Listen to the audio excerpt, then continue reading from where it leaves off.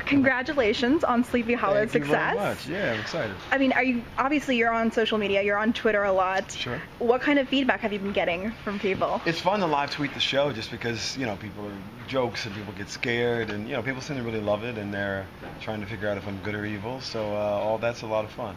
Yeah, I mean, that's one of the fun things about the pilot, that I didn't want to influence people one way or the other. But there's a look in the pilot where it's like, maybe this guy knows something, or maybe he knows something else. Yeah, I don't Have you been hearing a lot of interesting theories about that? I have. I think, I had Gas was my favorite. They were like, I had to. Thank you, it's Gas. Yeah, they just thought in that moment. Just a bad actor. Just one of those days when you're just like, oh, I've got to just fight through it. Somebody sent me that, which I thought was hilarious.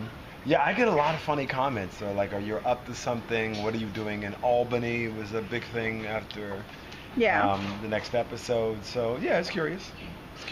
So, aside from Gas, right. What's been the most outrageous theory you've heard about your character so far? The most outrageous... Honestly, you kind of have to go through the Twitter feed. There's about 20 or 25 of them or more. Like, it's a lot of crazy theories. I'm a witch, apparently. Interesting. I'm a demon, some people think. I'm somehow involved with the Horsemen, some people think. It's curious. It's curious. Some people think I trapped Katrina in the I guess the netherworld that she is in. I've gotten that. It's interesting. Huh. That would be an interesting. You'd be playing much older than you look. Right. You aged really, really well. Yeah, I'm 374 years old, and Ichabod's only 250. Youngster, you know what I'm saying. And this will be, because Sleepy Hollow is doing so well, it'll be the spin-off products. Right. Anti-aging medicine. It was also just like, look, really? Like, how does that even make any sense? I was like, I don't. I mean, but look, at Sleepy Hollow, you never know what's going to happen from one moment to the next. You really don't. And it's kind of the most fun thing about it. I think a lot of people were shocked to see John back, Brooks' character back. I mean, and how long is that going to go on for? Because, people do realize that things were not right with him. So if he suddenly shows up with his head completely intact, people might be like, don't think you were that way last time we saw you. You think that would lead to some questions? Yeah, I think it led some questions in the last episode. Right. So, yeah, I believe those questions will probably continue. Yeah. And so, speaking of what's coming up, what can you tease about Monday's episode? The Sandman episode. No, I'm well aware. Fox has been very good at promoting it. I'm trying to figure out what to... I think, and I'm not sure if this is the episode, I think this is a safe tease. My favorite is learning about the Horseman, who he was before he became headless.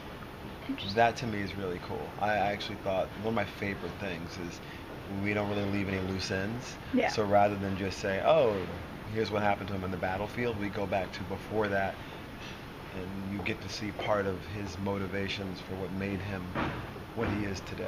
Interesting. That's really cool. Yeah, I mean, because it would be so easy just to kind of have him be an easy caricature of a villain for a little bit. Exactly. But giving him depth. Yeah, well, I think more clarity.